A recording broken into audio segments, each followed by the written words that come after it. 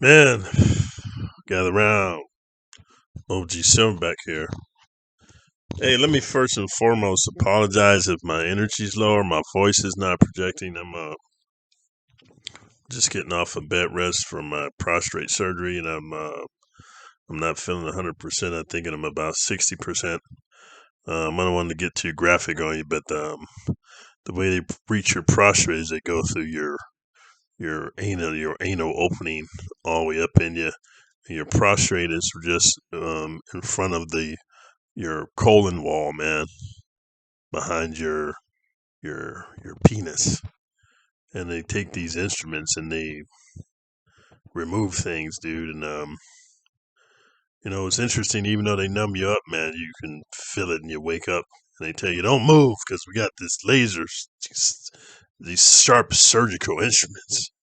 And if you move, we can actually cut off your baloney pony, or as you guys call it, your eggplant. So you got to lay there and take it, and that's when you can really understand what it means to be a savage. Because I don't know if you ever felt sharp, searing pain that makes your whole body convulse, but you got to lay there. It's kind of like reminds me of the Vietnam vets. I remember I've heard some Vietnam vets that the Viet Cong overran the battalion, and then they were just killing GIs, slaughter them, and then you would just lay underneath some dead bodies, act like you're dead. You just have blood all over you, just act like you're dead. And the Viet Cong were really smart. They would take their bayonets just to double check, and they would stab you with it. And the guys that clearly couldn't go into a happy place and get in touch with their inner savage, like I had to do when I was on the operating table, they would flinch, and then they would really get killed. But the guys who tap into the inner power that I've dealt with on the surgical table, you just lay there, man. You just don't move. And when you come out of that, you're drained because you had to endure pain and not make a sound. You couldn't go, none of that. So anyway, I wanted to make this video because, like, when I'm on meds, man, it makes your brain. That's why I understand a lot of great artists like Picasso and Beethoven and Leonardo da Vinci. They were drug addicts because when you're on drugs, it expands your consciousness. I'm not encouraging drug use. I'm just telling you that. While I was on these meds, these pain meds, man, they make me think about some concepts differently, and I want to share this with you. So the title of today's video is Men Are Fathers Responsible for Women Being 304'S? If you don't know what a 304 is, Google it because YouTube is not playing around with my channel. I got 2 community strikes. And they tell me one more strike, I will be off the internet. And at this point, my life is very therapeutic, not just for you, but for me to be on the internet and share my thoughts, because they say that when you help another person, you really help yourself. Remember that. So I wanted to share this with you because I was just thinking about westernized women, dude, and the proliferation of thoughtism, dude, and, just hot girl summerism, and, the 304 phase and all this that women are all experiencing in groves, bro. And there's a thing I want you to think about, guys, as men. I want you to think of this thing, and it's called RCA, which stands for root cause analysis. Because for every problem or every situation or every challenge or every event that happens in your life, when you get past all the layers, there's a root cause that would actually happen, what made it happen. So I just want to be honest with you. As a father, I would see these 304s and these thoughts and these promiscuous women and all these videos of women sleeping with 12 and 14 men in one day and gaining so much weight from the deposits of male liquid, that they gain 4 and 5 pounds, dude. And so I was thinking to myself, how would a young girl grow up to be that unless her father was a soft, wimpy bench warmer boy, or he had no backbone, or he was a very, what's the word, dude, when you just let your kids do whatever they want, man. Damn, there's a word. It's not permissive. Maybe the word is permissive, but he was just a very permissive parent, and he didn't lay down a law.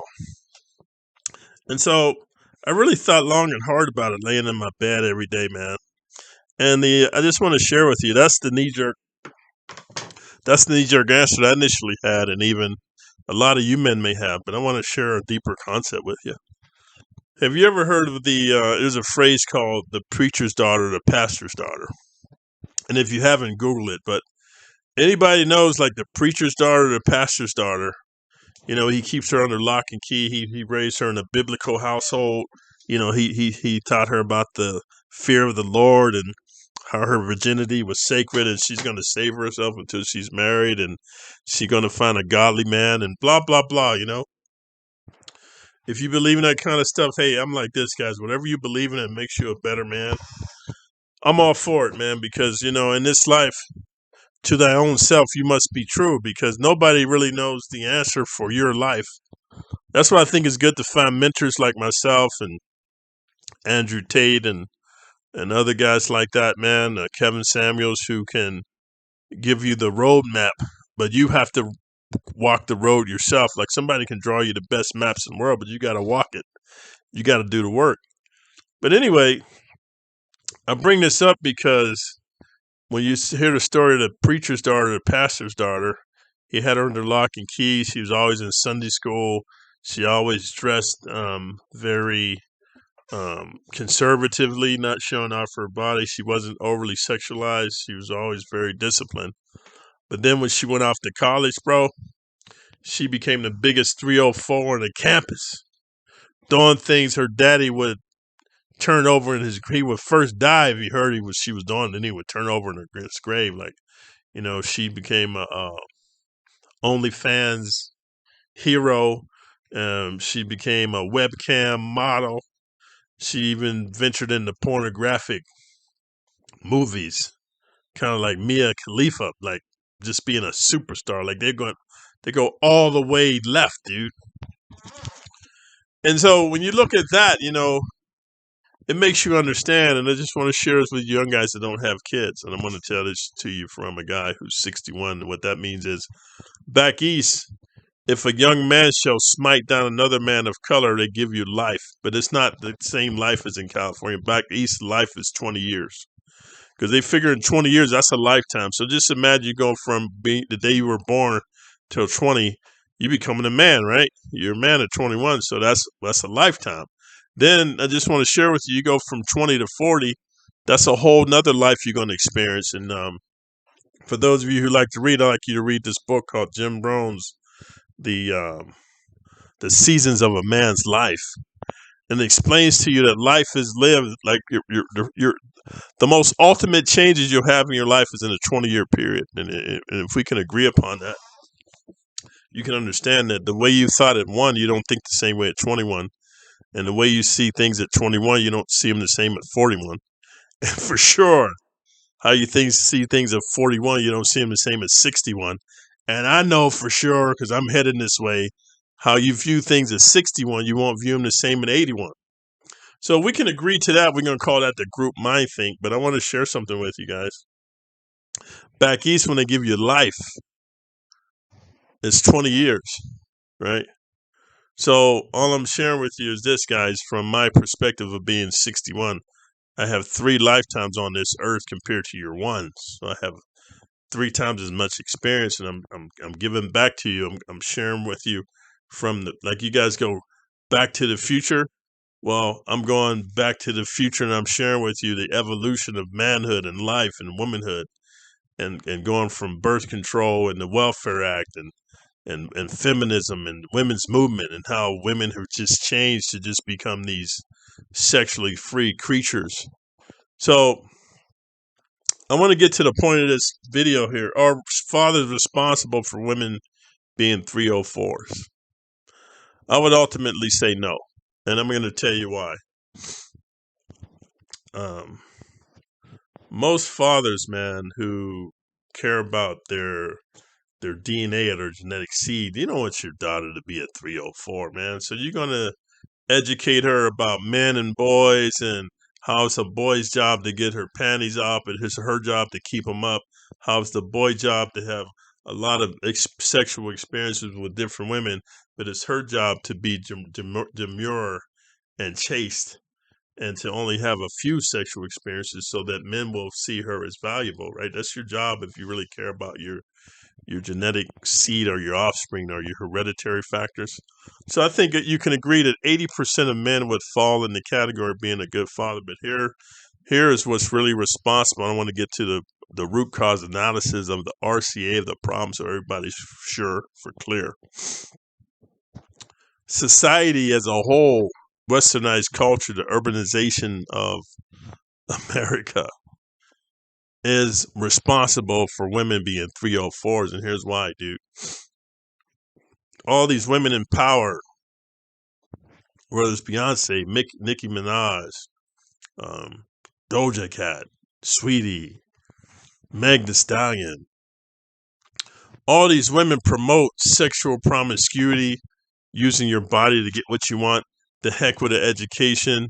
Use sex to get the bag from a man. Sleep with as many men as possible. Heck, man.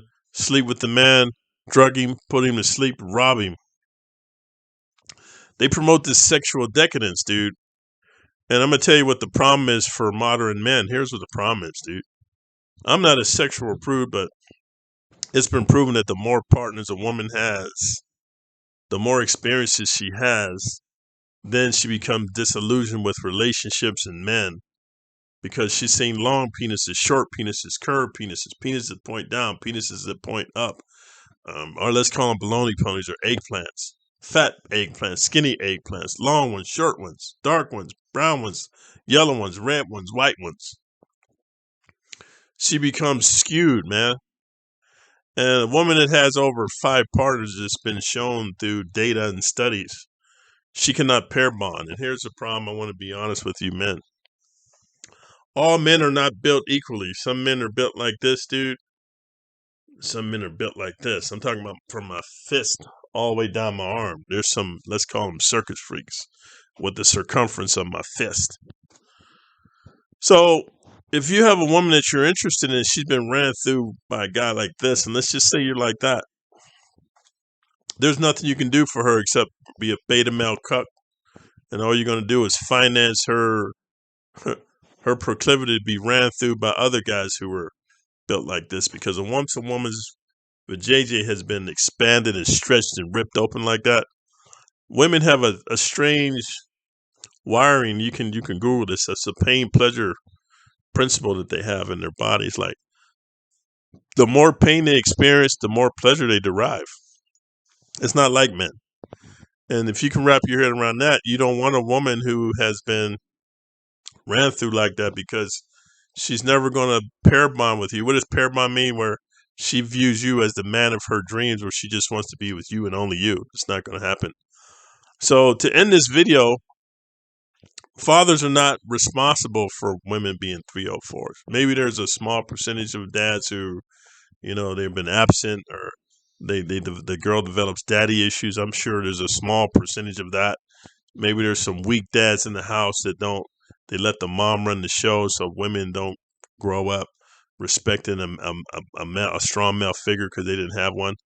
I'm sure there's a small percentage of that, but I'm talking about the majority of this proliferation of 304s. It's like a zombie horde, dude.